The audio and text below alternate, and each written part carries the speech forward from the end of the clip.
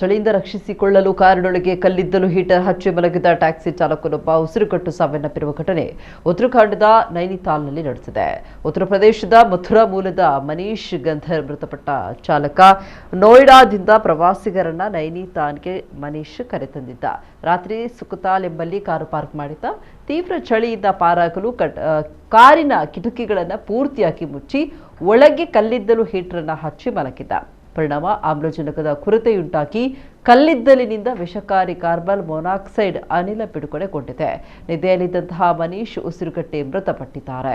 ಮರುದಿನ ಬೆಳಗ್ಗೆ ಪಾರ್ಕಿಂಗ್ ಸಿಬ್ಬಂದಿ ಕೂಗಿಕೊಂಡರೂ ಚಾಲಕ ಏಳಲಿಲ್ಲ.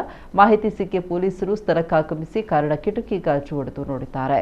ತಕ್ಷಣ ಆಸ್ಪತ್ರೆಗೆ ಸಾಗಿಸಲಾಯಿತಾದರೂ ಮನೀಶ್ ಅದಾಗಲೇ ಕೊನೆಯುಸಿರೆಳೆದಿದ್ದ ಅಂತ ತಿಳಿದು ಬಂದಿದೆ.